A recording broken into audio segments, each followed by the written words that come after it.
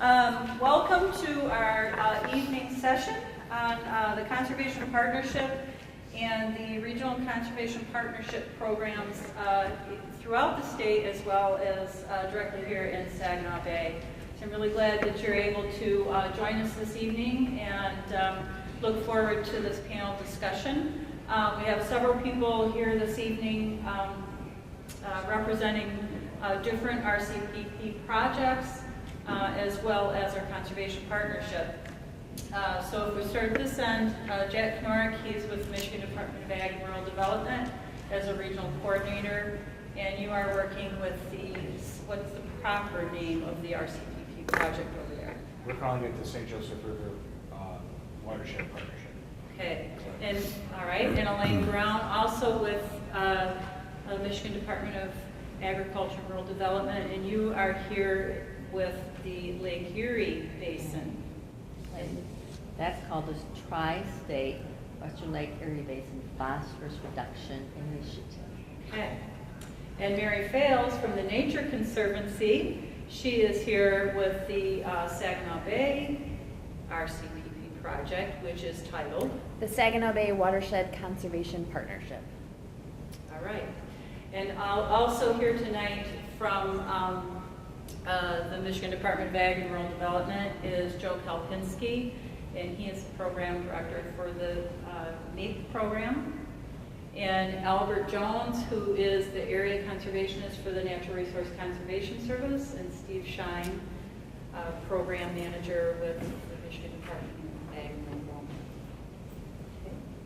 Development. So with that, we'd like to move on to our conversation this evening. And Steve, I'd like for you to start and provide us with kind of an overview of our conservation partnership that we have here in Michigan with our historical partner, the Natural Resource Conservation Service, your department, and our conservation districts at the local level.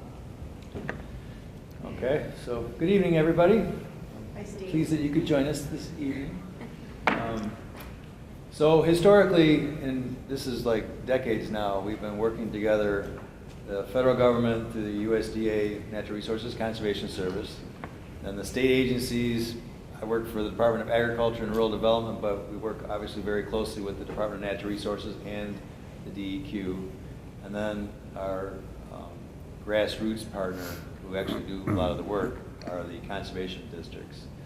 And then the Nature Conservancy would be an example of an NGO, non-governmental organization, or a nonprofit organization that we also partner with as well. And so the way this partnership has worked, and worked very well, I'm proud to say, is that the conservation districts for us are our delivery system. Our department has field staff, but very few field staff, and we're not very well equipped to do landowner interaction or landowner interface program delivery, and so we rely on those conservation districts to provide that. So we provide our conservation districts grants, whether it's a forester, farm bill biologist, MeEP technician. We have people that we call CTI technicians, Conservation Technical Assistance Initiative, but all those people are funded either directly by the department with grants or through contribution agreements with NRCS or agreements that we have with the other state agencies. But we provide the funding through grants to the conservation districts. The grants provide sideboards for the program delivery, so if it's a forester versus a farm bill biologist or what have you. And then, but the employer of record is conservation district. So obviously, conservation district has a 5-person board. And that board provides guidance and governance of the office and the staff. There's often an office manager, several in the room tonight, who help to give the day-to-day instruction to the technical assistance staff. And then where we happen to be co-located, often the USDA NRCS person, often the district conservationist, provides some day-to-day technical supervision. So it's worked famously for as many as 70 years in some places, and programs like the Forestry Assistance Program, our Conservation Reserve Enhancement Program, our Michigan Ag Environmental Insurance Program, all work very, very well and deliver the goods to private landowners through this relationship. And we're not equipped to do it. It would be quite a bit more expensive for us to do it with our staff from Lansing. So it's very handy to have people in local field offices delivering all this programming. So that's it in a nutshell. It's been working swell for many, many moons, and we hope we will continue to do that. Okay. Albert? Let's before we turn it over to Albert, let's go to Joe Kalpinski, because one of the programs that our conservation districts deliver at the local level is the MeEP program.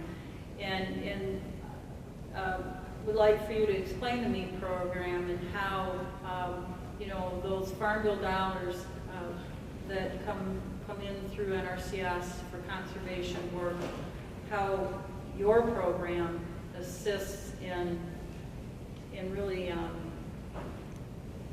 connecting our agricultural producers and landowners with the opportunities. Okay, thanks, Lori. The way the MeEP program works is we really have 3 phases to the program. There's an educational phase that producers go through where they cover various educational topics. And then there's what we call it phase 2, but it's really the action phase of the MeEP program. And that's where those MeEP technicians housed in the local conservation districts actually go on farms with producers, and they use the risk assessment tools that we have in place, depending on what system the producer's interested in working on. And the assist tools basically have the risks that are found commonly on farms. And to take an example, to be a little more specific, in the farmstead system, really the 4 biggest risk areas we look at is fertilizer storage, fuel storage, pesticide storage, and wells, because those are the biggest risk areas on a farm. And the assist tools have each of those risk areas grouped with questions that look specifically at potential risks on those farms. After the technician conducts the assist with the farmer, they actually go out on the farm, they meet with them, they spend time, they have the conversation with them, they walk around and they take a look at all those risk areas as they're working their way through the assist tool. They will lay out an improvement action plan for the producer that addresses the medium and high risk areas on their farm. Once they do that, the technicians are trained and working out of the conservation districts and working intimately with NRCS, they can help those producers, help fund those producers into the different funding sources that are available. Predominantly in our case, it's a lot of EQIP dollars. Sometimes it'll be EQIP dollars for maybe the last 1 or 2 practices they need for meat verification. Other times it'll be the money that'll be coming in through the RCPPs over the next few years to help them mitigate risks through involvement with NRCS and implementing conservation plans and putting conservation on the ground on their farms via those funding mechanisms. And then finally, after that, once those risks are mitigated, ultimately they can be verified in our program. But essentially the biggest value is our technicians working directly with producers to help them mitigate risks and to help them find funding sources that can help them address those risks.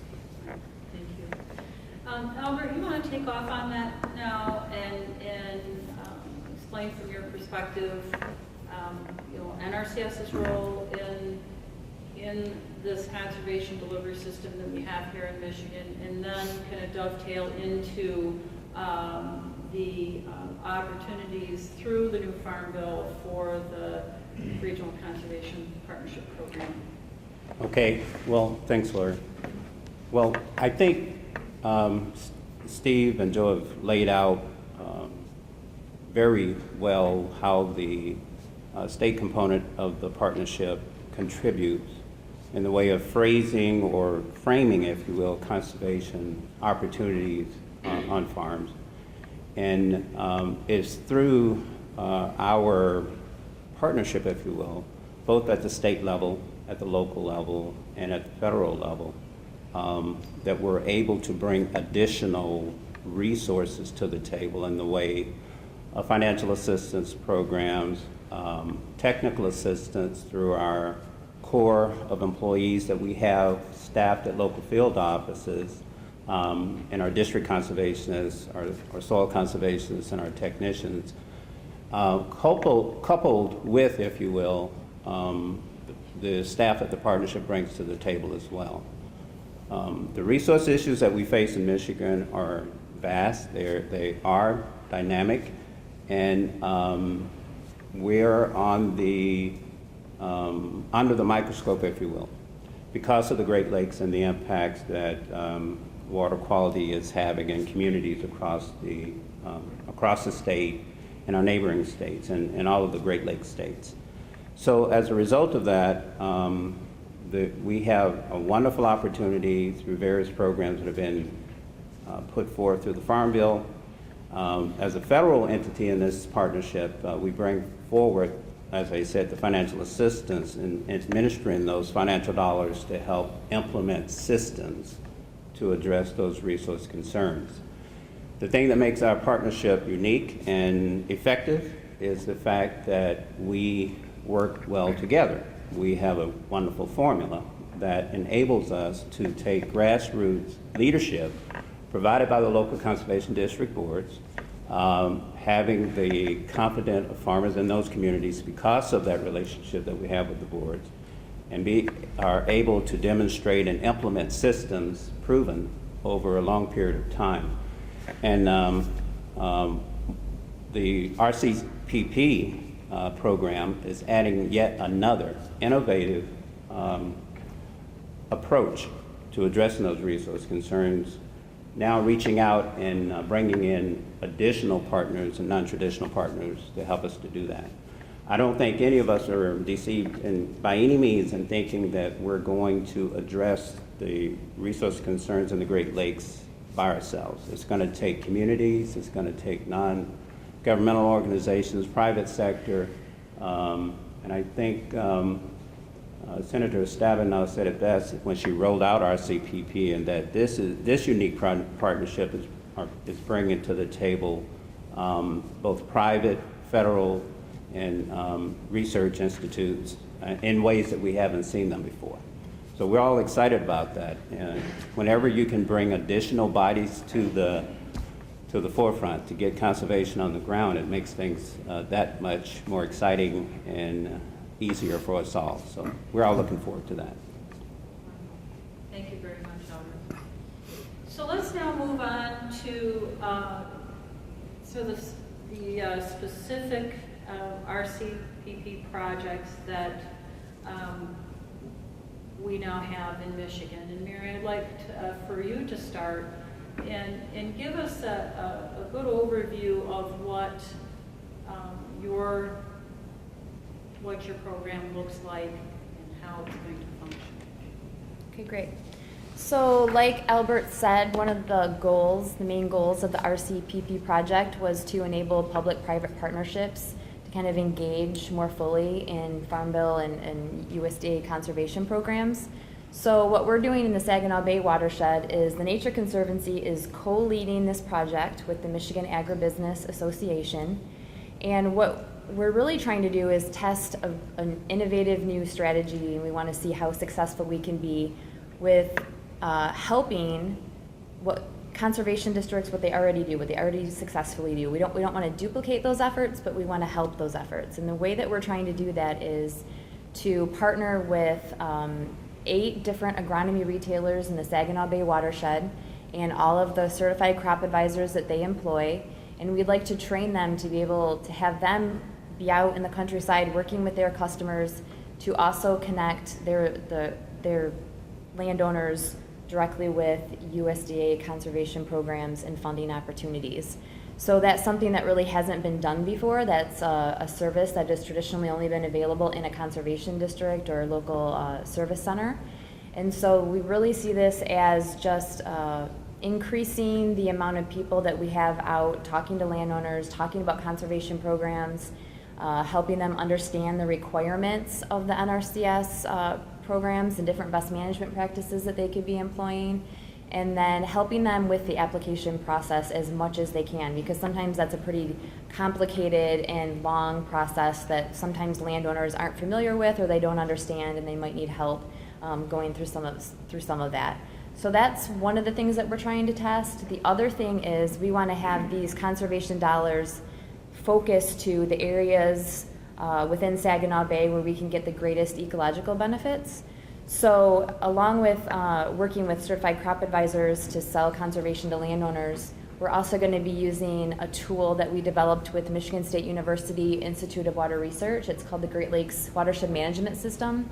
And what it helps us do is just to figure out which areas within Saginaw Bay are at the highest risk for erosion and sedimentation issues. And we are negotiating with NRCS currently right now to develop our own pre-screening tools and our own scoring rubrics so that we can really target conservation dollars to those areas where we think they can have the biggest ecological benefit. So I just wanted to say, I passed out a couple of different things on tables throughout the room. This is a $10 million effort for this RCPP in Saginaw Bay Watershed. I want to be clear in saying that none of that money goes to the Nature Conservancy. Also, none of that money goes directly to the certified crop advisors. So 99% of that funding is directly for landowners in the Saginaw Bay Watershed and some of these eligible areas to offer cost share for implementing conservation practices. A little bit of the funding goes to Michigan State University as they're helping us to use that tool, that Great Lakes Watershed Management System, and provide technical assistance through the 5 years of the program. So if we do have a lot of partners, again, like Albert said, the goal was to really bring in public-private partnerships. We have over 30 partners. If you are at a table that has the white fact sheet, the back page is a list of all of our sponsors as well as partners and supporters. So some of the sponsors actually offered cash match to this program. The partners are organizations that are helping us roll out the program with in-kind partnership contributions. And then the supporters are important organizations locally throughout Saginaw Bay Watershed that we've gone to and asked for their support for just the general idea and to help us throughout the 5 years of the implementation and the rollout. Thank you very much. Elaine, would you like to talk about what's going on in Lake Erie Basin? So, yeah, the Western Lake Erie Basin encompasses 3 states. The bulk of that area is in Ohio, and it includes the Sandusky and the Maumee River. And the Maumee is actually the largest contributor of deposits of sediment and phosphorus and so on into the Lake Erie. And then for Michigan, it's the River Raisin, and then we have direct access too. So we worked with Indiana and Ohio to put in a proposal. And we have, our foundation is working through conservation districts. And in Michigan, we're using the MeEP model, the collaboration that we have with conservation districts and natural resources conservation service folks to do the risk assessment, identify those conservation practices that are needed, and then to help the farmer prepare for participating in the RCPP EQIP program. So we've been working with, so the Department of Ag is the lead entity, but our supporting partners are the Western Lake Erie Basin Partnership, and that's a multi-state program that's been in place for about 9 years, bringing together nonprofit organizations, universities, federal agencies, state agencies to talk about the issues and begin to deal with and figure out what's going on within the Western Lake Erie Basin. So having that foundation of relationships, having the relationships that we have in Western Lake Erie Basin gave us the ability to put together a sound plan to talk about what practices could we actually put into place that can make a difference. We had 40 partners step up, from Farm Bureau to Extension to research universities to agribusiness associations in each of the states. And so we ended up with, we had a $20 million proposal, we ended up with $14 million that's available for farmers in the Western Lake Erie Basin. Of that $14 million, $2.5 million is available for farmers in the Michigan piece of the basin. So we expect that we will have our first round of RCPP EQIP funding occurring this summer. The innovation that we're doing, there's a couple of things that are innovative that we're working towards. One is we ask for a waiver so that we can set in place, and Indiana's doing it this year with this round, and Michigan will do it next year in terms of setting a criteria and a standard, so that when a farmer goes through the analysis, they'll know at the end of that analysis whether they got enough points that they would be eligible to be funded. So that there's not the wait to, until the end of the period to figure that out. But given the time constraints, because the agreement was signed in May, we decided that we're going to go ahead and do this round, focusing on our priority practices that all 3 states agreed with, and move forward and do a round of funding, and then next year work towards a little bit different style of doing this. The other piece that the project is bringing to the table is working with CCAs. So there's the 4R Stewardship Network Certification. That's a project that TNC is doing across the Western Lake Erie Basin, and is a partner in this effort, so that agribusinesses become certified in 4R stewardship practices: right place, right time, right rate, and right format. I'm not saying that right. The right type of fertilizer.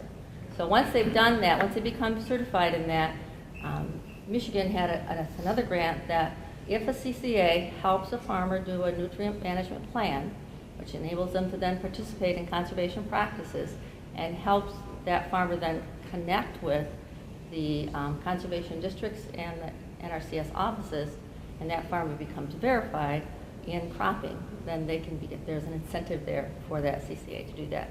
So we're hoping that we get this cross-pollination between the expertise that NRCS and conservation districts bring and the expertise that CCAs bring. Because really, the ag community is pretty small, but there's like cycles or networks in place. So if you think about it, Extension has a group of farmers they work with, Farm Bureau has a group of farmers they work with, Farmers Union, MeEP, and NRCS. If we bring more players to the table, CCAs work with a different group of farmers than maybe some of us do. So if we bring more farmers to the table from different networks, we're going to achieve more together. So with having 40 partners participating and the good foundation that we have, we're excited about what we can do. Wonderful.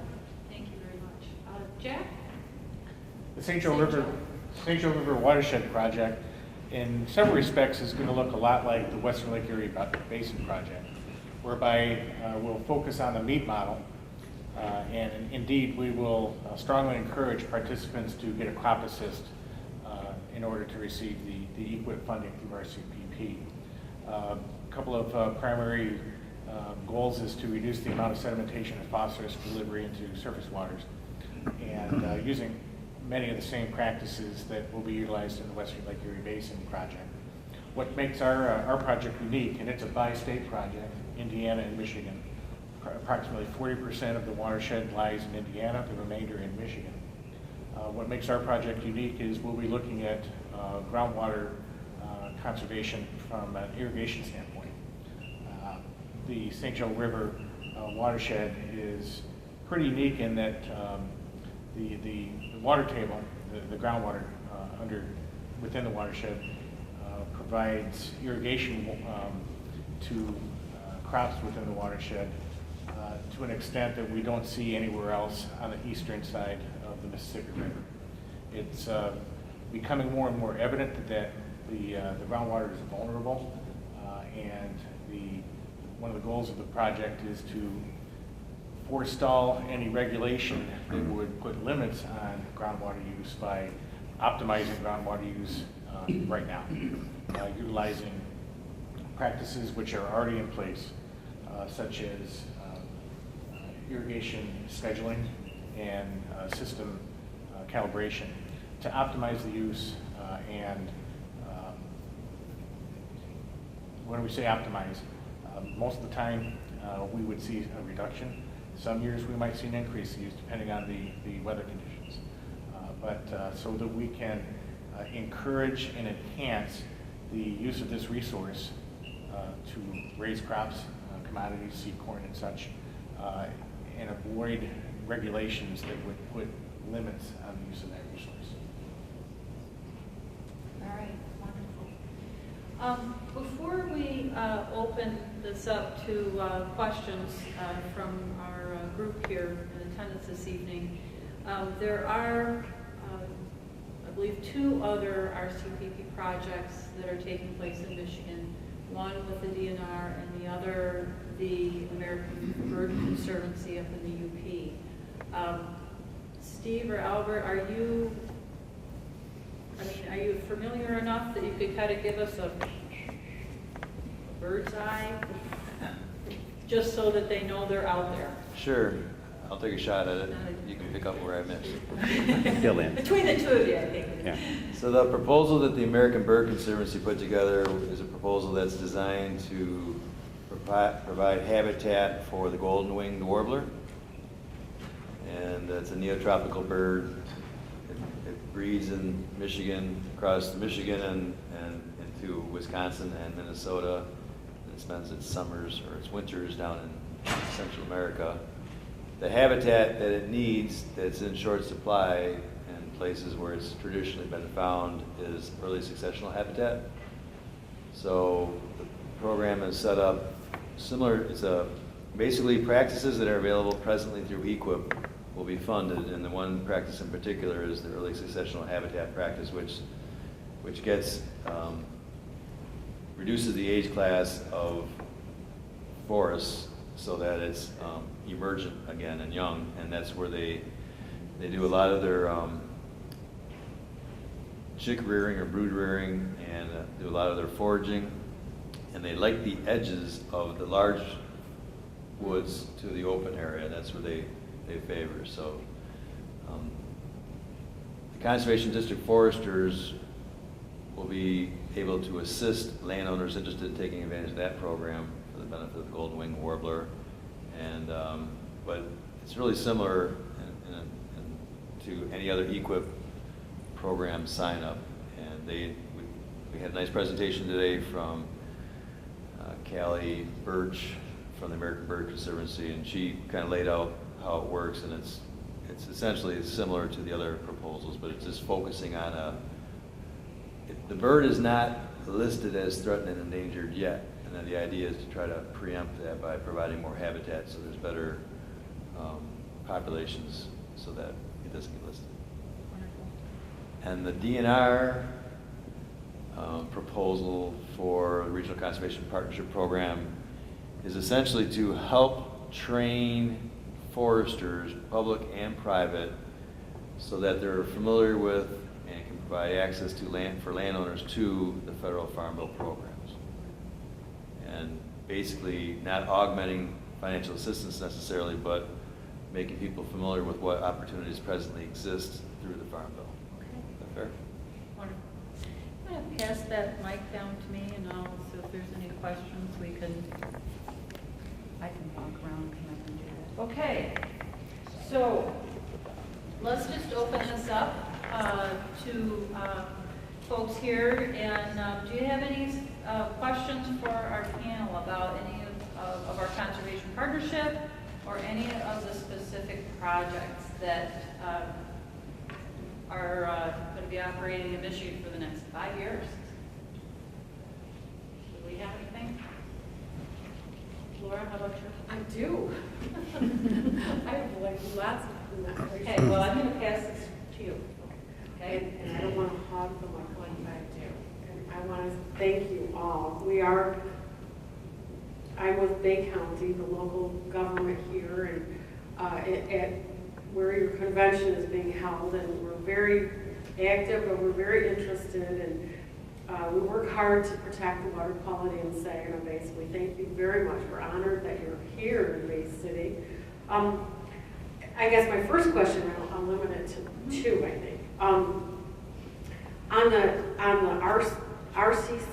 RCPP for the Saginaw Bay, you know, I was looking at the list of supporters, and we're chomping at the bit. We're thrilled to hear more information about this project.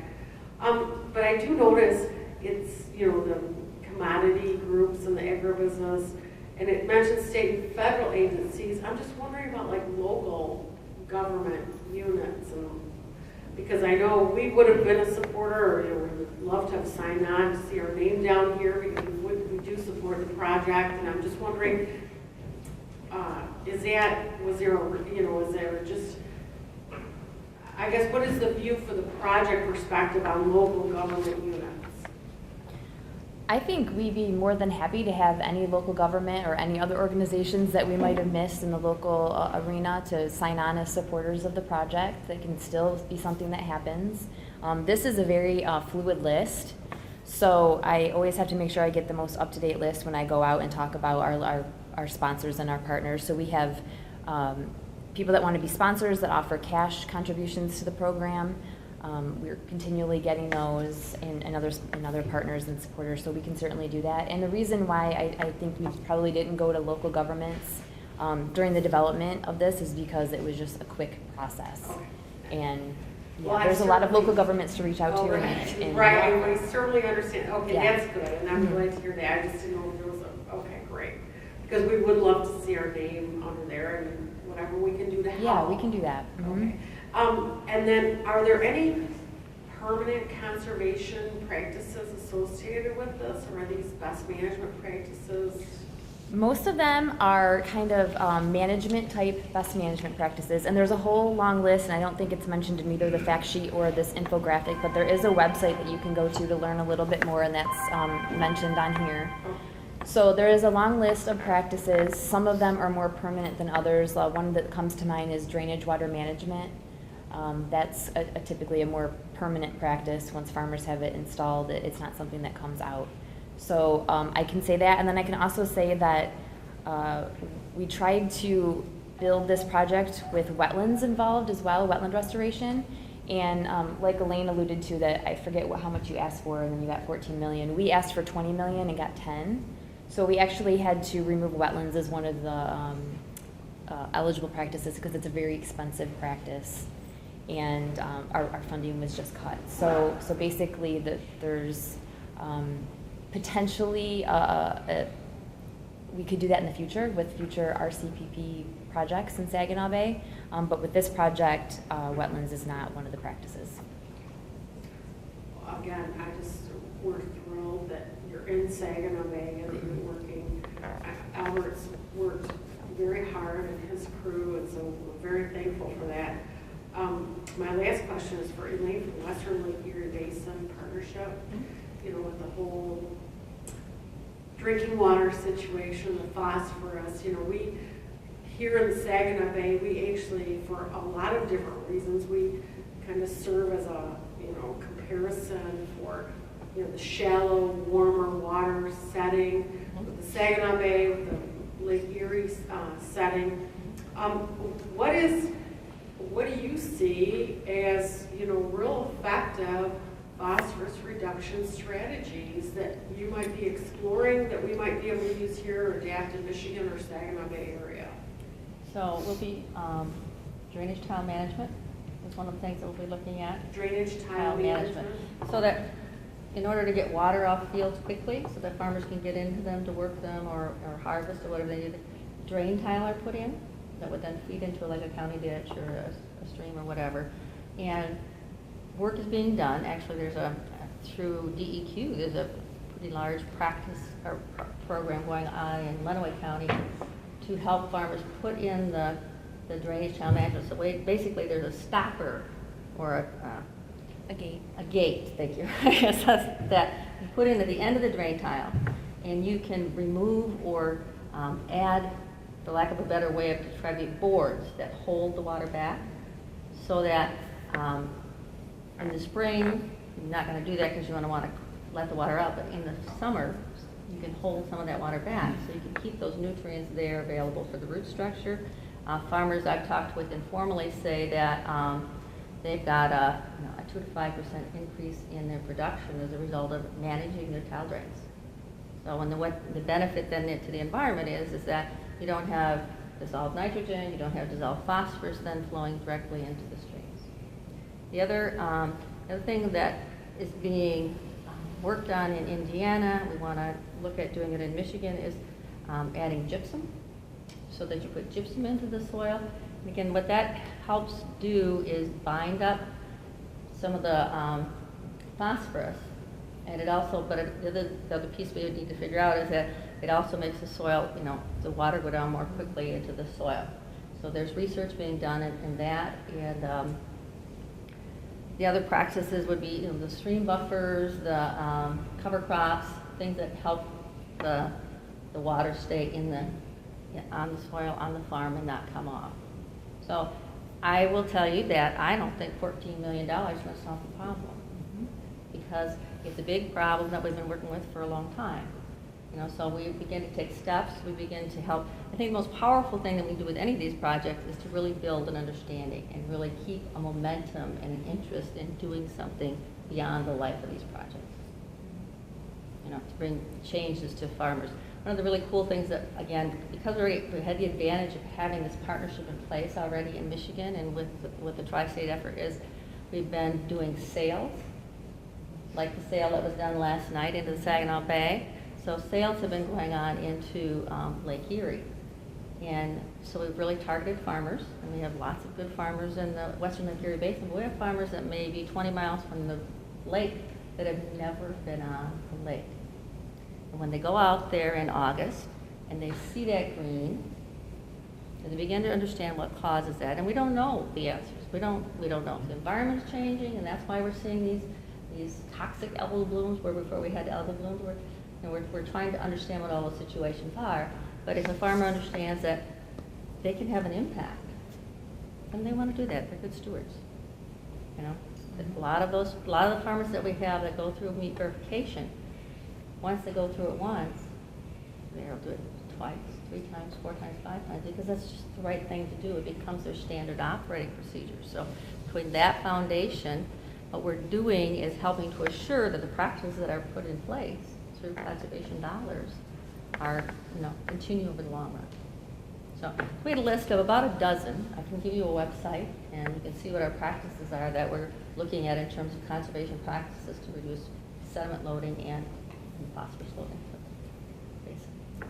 But you're right, there's similarities there, and probably the lessons that we learn, we ought to all be sharing in one place in terms of lessons learned from the innovative way of doing these projects. And I can just add too that in Saginaw Bay, just this last week, we have secured some private investment where we're going to be doing the same thing with farmers, and I haven't even had a chance to talk to Amy about it yet, but we have some funding now to run sales in Saginaw Bay for farmers that are part of this project. So we do want to have that connection too. I mean, there could be farmers way out in Livingston County that don't really have any kind of connection to Saginaw Bay, and we want to help that as well.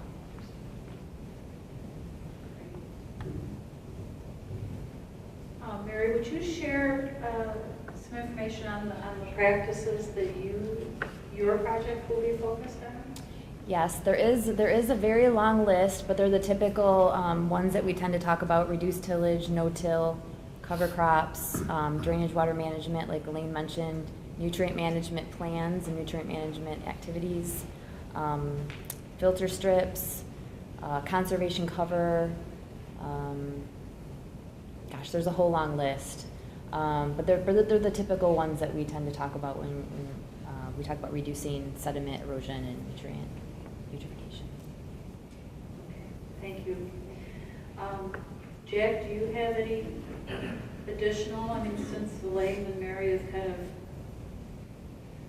provided more information, I don't know if you have any burning you want to get out to the group.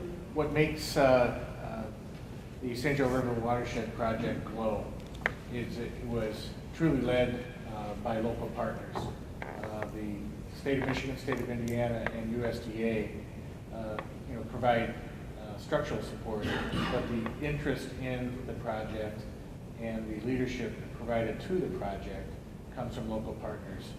Centered around the Friends of the St. Joe River, but we have more than 31 local and state and federal partners, including municipalities, county governments, and various nonprofit organizations that are really taking the charge on this. And the rest of us that are traditionally doing this work are in supporting roles. So it's a lot of fun working with this group. Good deal. Other questions from the crew?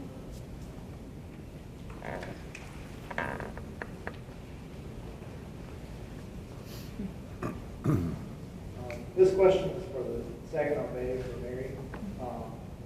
And a major part of your program is going to be training the retailers and the CCAs.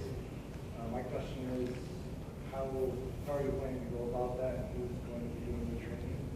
Yeah, that's a really good question, and so that's something that Albert and I have been meeting on a lot recently. So the training is going to be put on by the Nature Conservancy, along with Michigan Agribusiness Association, MSU, Institute of Water Research, and then also NRCS is a very important partner. We are planning to have a training that is hosted by each one of our agronomy retailers, and there's 8. And local DCs and conservation district staff will be invited to attend those trainings as well. That will be something that happens annually. There's a lot of training involved in this. We're talking about people who are, like myself, are not intimately involved with what it takes to go from an interested farmer to an application and a contract under a federal Farm Bill program. So there is a lot to learn. There's a lot to know. And we're just trying to develop a training and a process that will make that as efficient as possible so that we don't get frustrated certified crop advisors in the program and we don't get frustrated landowners. That's something we want to avoid. So we've been working really hard on figuring out what that training is going to look like and what it's going to entail. Thank you. Yeah, one other question for Jack. You were saying how the St. Joe River project is similar to the Western Lake Erie Basin, and I was wondering if that is also going to have a CCA component to it as well. CCAs will be working kind of acting as liaisons in the eyes and ears for producers that typically don't have a historic relationship with our standard delivery system, which will be conservation districts. I overlooked the fact that it will be a conservation district staff, boards, and administrators in conjunction with NRCS, DCs, and soil conservationists that will be delivering this program and working one-on-one with producers. The private sector will serve as a liaison between the service providers and farmers to which we don't have a normal working, a typical working relationship with. Let's face it, there are producers that work with the private sector and have no relationship with conservation districts or NRCS, and vice versa. So we seek to engage those folks, those types of producers that work only with the private sector. We've got buy-in from several local agribusiness providers. And now that you're new to the community, Adam, we're looking forward to reaching out and working with you as well. Any other questions? I have one. One of my questions was, with the models that you guys are putting together with RCPP, one of the ideas that we've been toying with, and I know River Raisin is using a lot of this, is putting some farmers at the head of kind of the innovation and trying to implement practices, because it is such an innovative group and so inventive. So I'm wondering if that's part of any of your models, trying to get those guys kind of being the cog in the wheel rather than agency folk barking at them continually, like we tend to do. Well, let me just speak again. Western Lake Erie Basin, there's some awesome partnerships that were in place before we did this. So as a result of the sales, there are farmers that have approached technicians like Amy or some of the other folks in the different county offices that are there to say, we want to do something. And there's now 60 farmers that have formed a farmers advisory group there that want to talk to other farmers, want to better understand what's going on, better understand what they can do to make a difference. So they're listened to and they're very much respected. Right, and that's. I was just wondering if that's happening in other parts of the state. I was aware of what was going on in Western Lake Erie, and I've seen a lot of positive response to that. It has been an effective way to do it. Mm-hmm. That seems to be one of the best ways farmers learn, is from each other. So I was just wondering if that was going on. And one of our sessions earlier today, somebody raised the fact that if you're doing a phase one meeting and you have a farmer who gives a testimonial about why they did MEEP or why they're doing the conservation practices that they're doing, that goes a long way with their peers in terms of making a difference. So yeah, definitely, they've got to, I mean, ultimately, they're the stewards of the land who make the difference, who fulfill those contracts that are worked through with NRCS. I can say we're hoping to do that in Saginaw Bay as well. We don't have an existing farmer advisory committee, but over that first year, the farmers that we get recruited into the program are obviously going to be the early adopters, and we would really like to harness them for awareness and communicating to other farmers in the subsequent years of the project.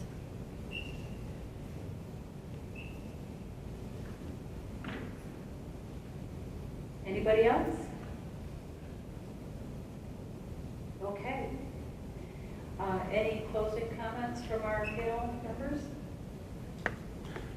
I would just add, it's important to remember that we're delivering all of this assistance through our CPP, through our traditional EQIP Farm Bill rules, and the tools that we use to deliver the FA dollars and that assistance. So we were talking about the training that's going to be provided to the CCAs and others. We're talking about the same set of standards and specifications that are being implemented, that are used to implement practices through all of our other programs. The innovative piece that's being brought to the table are the new partners and reaching aspects of the agricultural community that we haven't had a chance to reach out to before. So we are still kind of moving forward through our basic set of tools in our field office tech guide, delivering things, financial assistance through our federal programs, and the tools that we've used in the past. So as we go forward in training and developing folks to deliver the program, that's going to be very important to coordinate that.